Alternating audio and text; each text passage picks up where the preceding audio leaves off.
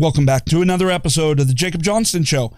Instead of trying to build rapport with the audience up front, that's just not my style.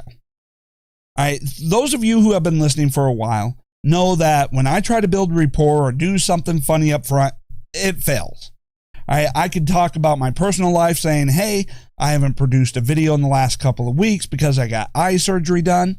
I could also say that during the recovery, I upgraded my recording studio to have more of a vocal isolation booth, which, by the way, that changed the lighting dynamic, and I'm not really sure that I like the current setup of the lighting. I'll have to judge that. But you know that I'm at my best when I decide to get right into the content, and that's what I'm going to do today. So, anyways, Lori Lightfoot, the mayor of Chicago, declares that racism is a public health emergency. Racism is the problem. It's not the mass shootings that happen every weekend.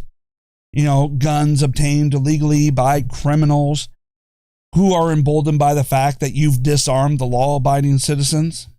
That can't be a problem. The economy of Chicago, no, that can't be a problem. No. It's racism. See, Democrats love identity politics, and they love going off and talking about white supremacy because it's basically a blanket forgiveness for everything the Democrats do. It doesn't matter that people are suffering because of the Democrat policies. It doesn't matter that Democrat candidates are bad, have a history of failed policies, and promote the worst policies. But all of that is forgiven so long as they claim to be doing that in the name of fighting racism. They will completely destroy the black community, and it's all forgiven if they say, well, I'm doing this to fight against racism. Really? But the Democrat Party really hasn't changed much. In the past, they promoted segregation through Jim Crow laws because they believed or promoted it on the idea of racial superiority. Today, they promote segregation again, but this time it's for creating safe spaces and racial equality, going as far as even segregating graduation ceremonies. All they've done here is change the marketing. Now, yes, their underlying motivational factors have changed. Instead of it being about racial superiority, it's about just divide and conquer the nation as a typical Marxist tactic. But in going through and trying to declare racism is a public health emergency, what does that mean? It means she's going to redivert funds from COVID-19 relief in order to battle racism. Is she going to use it for reparations? Or is she really just going to use it to funnel through a bunch of left-wing groups using taxpayer money? Well, she could be using taxpayer money from nationwide in order to buy off the black community that is suffering under her leadership to continue to vote for her, because she can use taxpayer money now to just flat out bribe them and call it reparations on the national dime.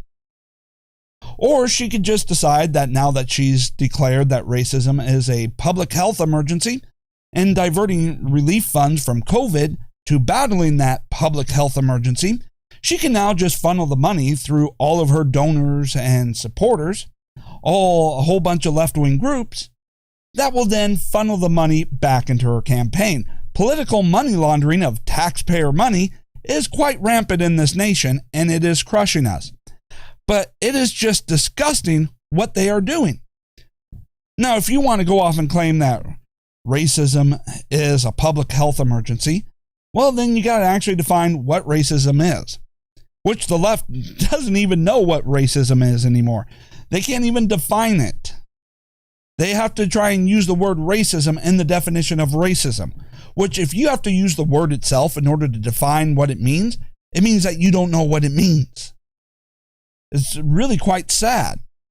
But when you go off and you take a look at it, white supremacy is not a problem in the United States. There isn't enough white supremacists to fill a small town Walmart left in the country because, well, the Republicans pretty much stomped them out. Now, white supremacists were and always have been only funded by the Democrats, and they were solely Democrat members. But yet somehow they want to try and associate the Republicans with the KKK and white supremacy. Go figure. It's a typical Marxist tactic, going through rewriting history and everything that the Democrats are engaged in. But your chances of being a victim of white supremacy is just slightly above that of you being eaten by a T-Rex, which is to say, not very high, because there's just not that many of them.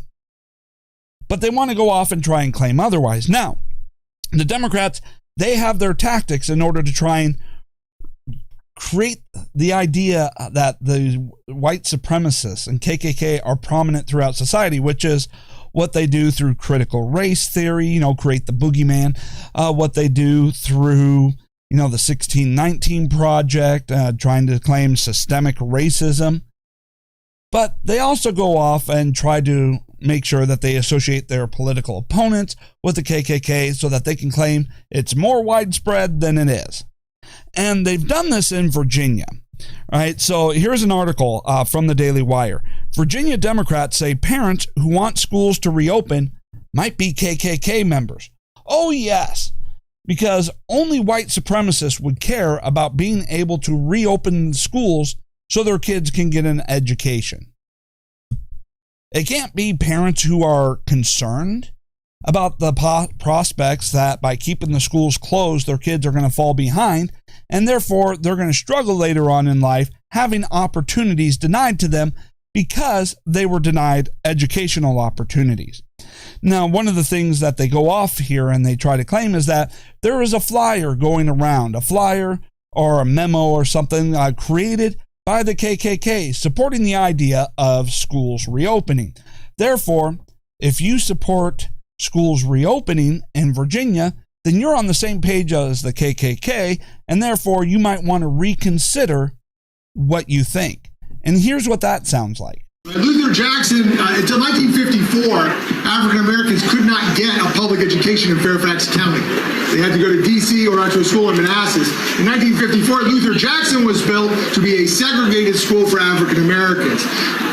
We cannot go backwards, right? You guys heard me through Jaffa. We know who's an ally of this movement. I'm not saying everybody who supports the open FCPS is a member of the KKK, but when the KKK is on your side, you need to rethink your priority. Now, there is a lot of problems with that video that we can go ahead and dissect. First of all, it's not just white parents that want the schools to reopen. Black, Hispanics, Asian parents, they don't want their kids to fall behind educationally as well. Are you saying that they're in perfect alignment with the KKK? Or do you think that they're only concerned about their kids' education and their kids' future and how keeping the schools closed are going to damage that? Now, there is a concept here that is kind of hard for some people to grasp, where you can have really bad people advocating for the right policy for the very wrong reasons.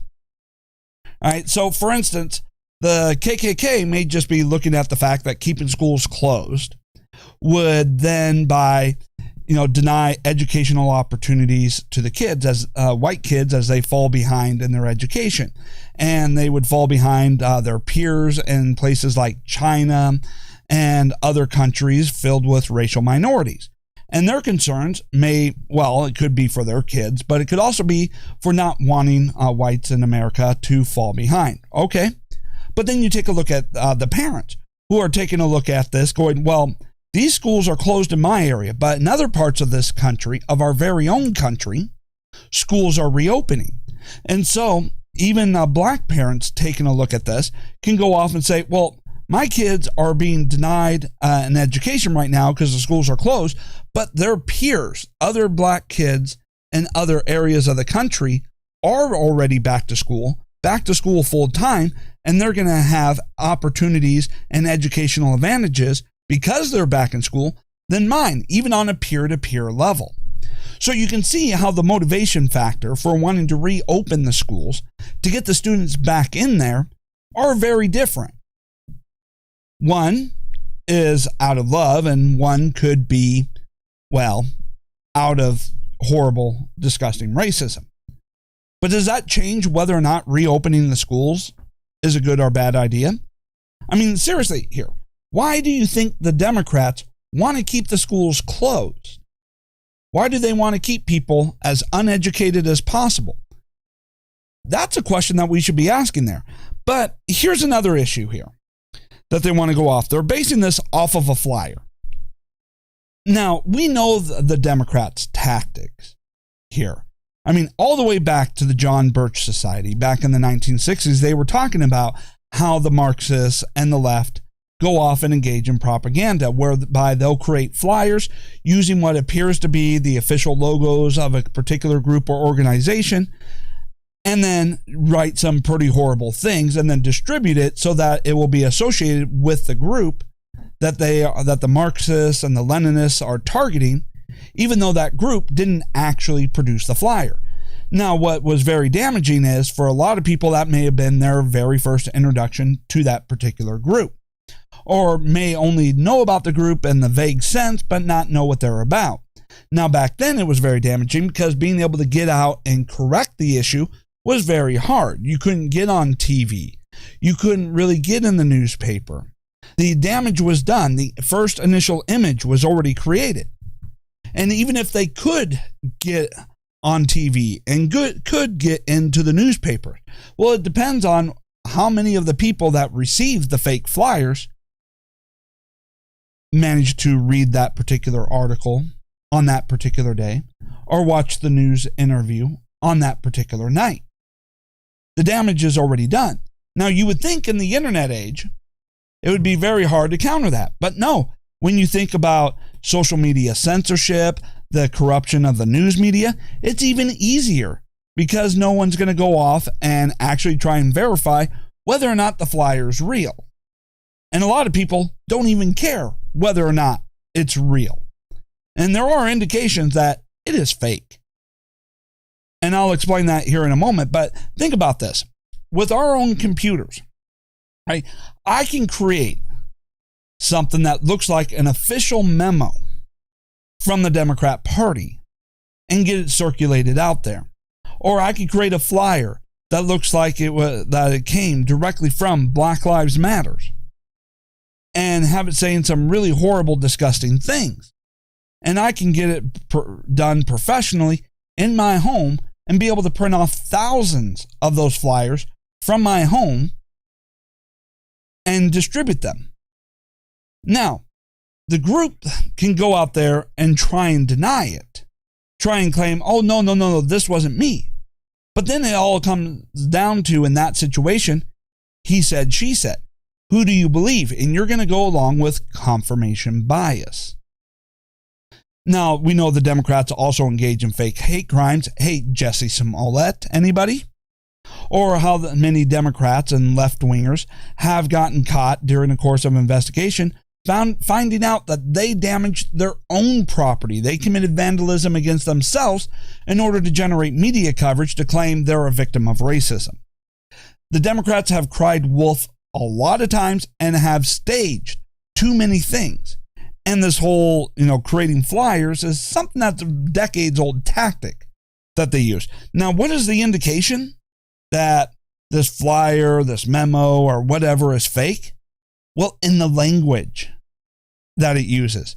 For instance, when it refers to God by the name of Yahweh. Now, one of the best indications and the best way to catch someone creating a fake flyer or fake memo or whatever is that they don't really understand what it is they're talking about, or the language and lingo that would be used by the group that they're trying to demonize or trying to associate you with.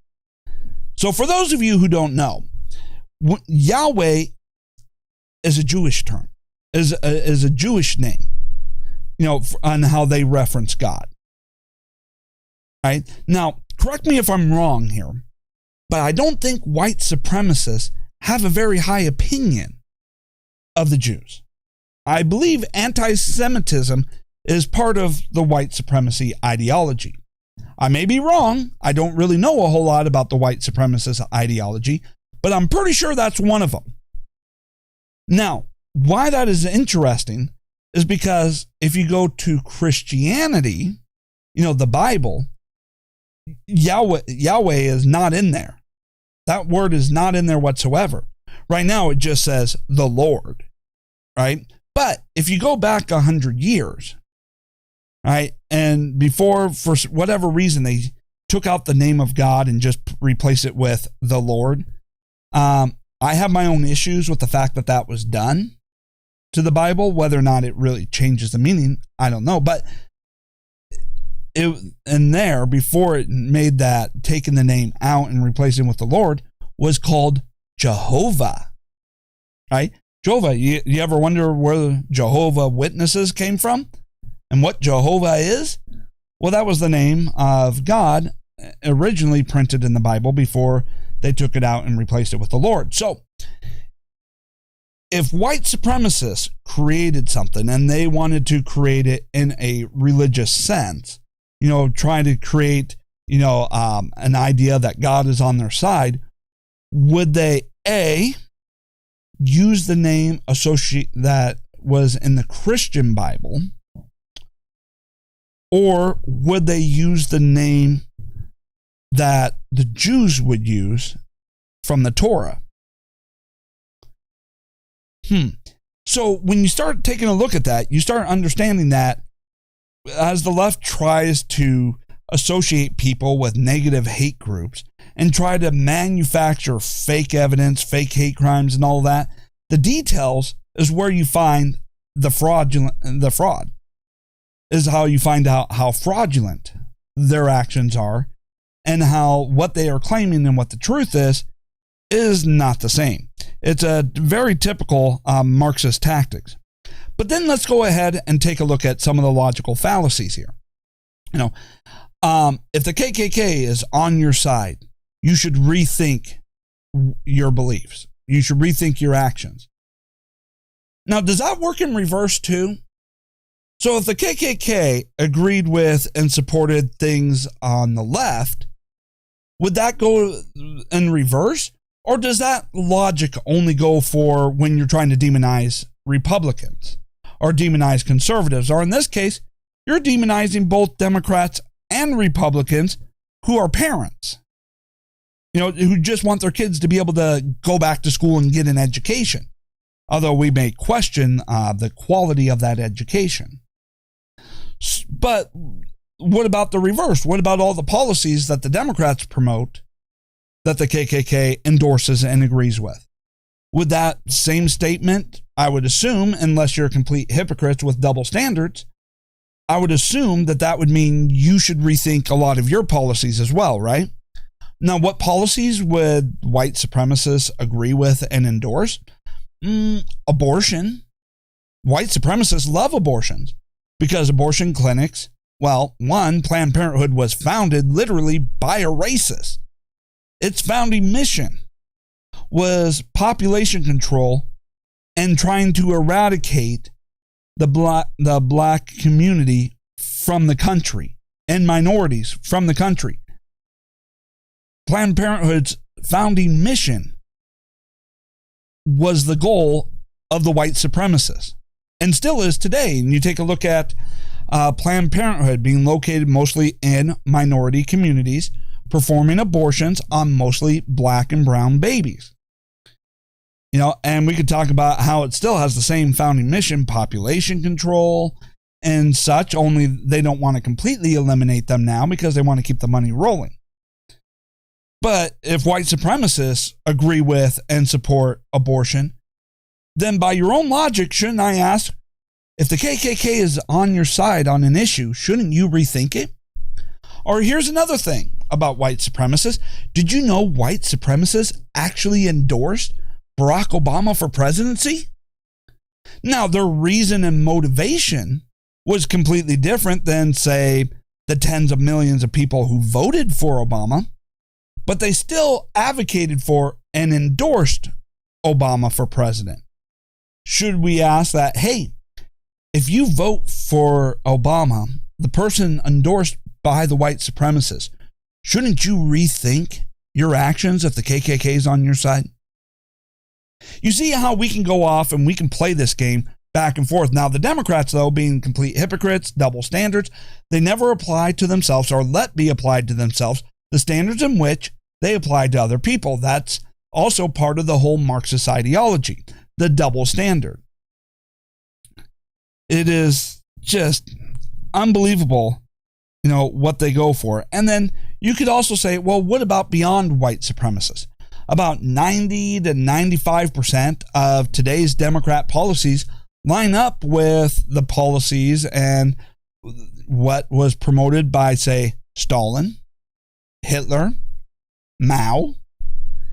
Maybe we should even go further than the Democrats' questions and go, hey, if your policies line up with some of history's greatest mass murderers, shouldn't you re-question or rethink your ideology or what it is you're promoting and supporting?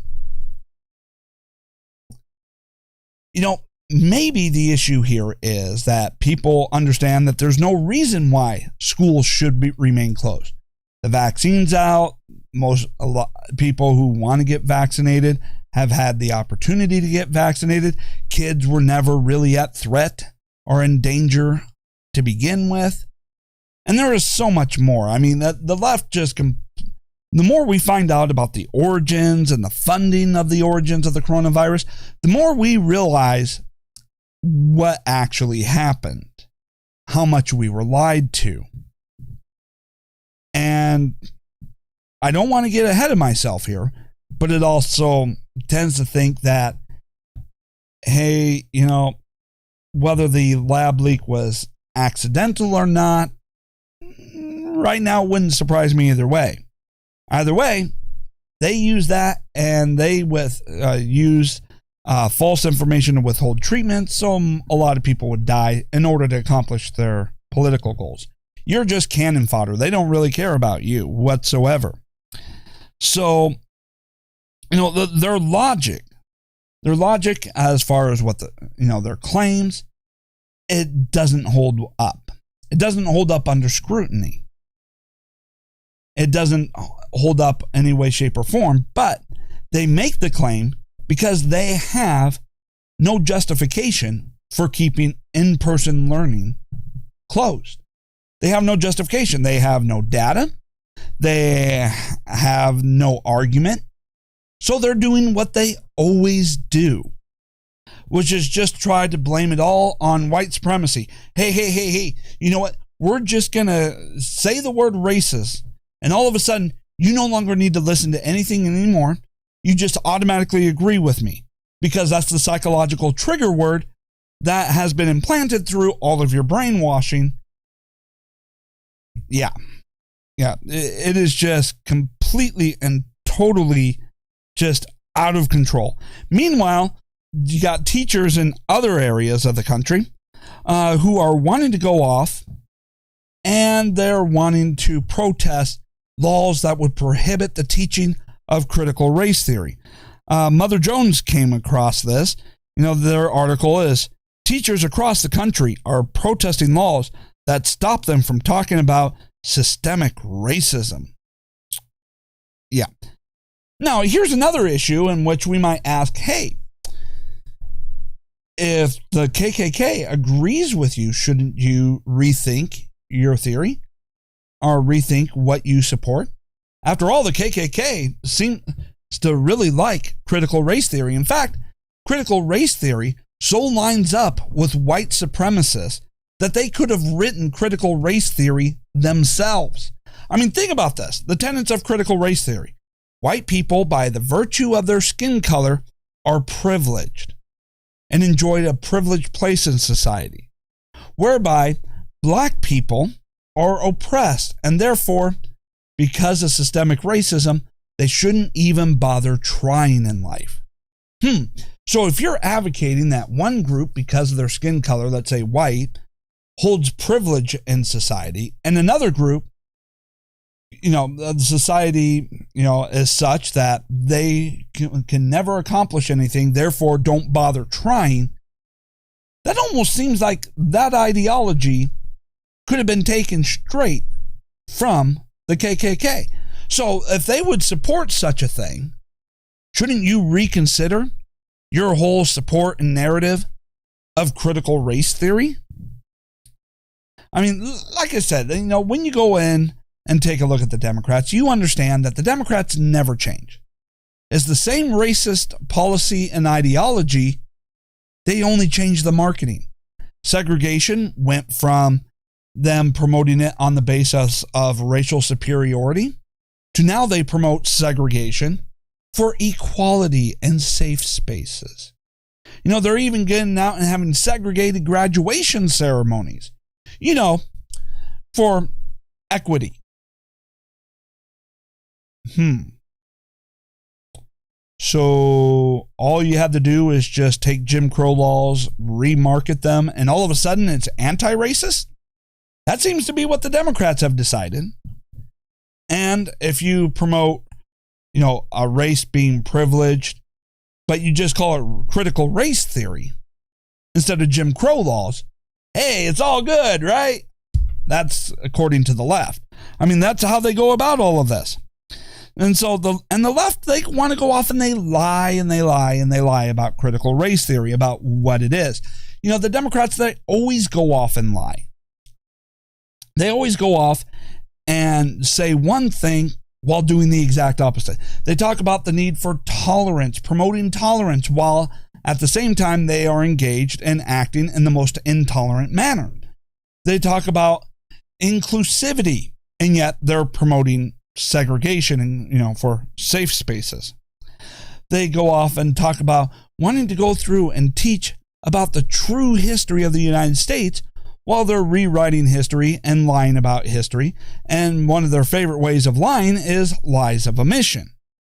Editing, just inconvenient facts out of history. The left is a bunch of frauds. They're a bunch of liars.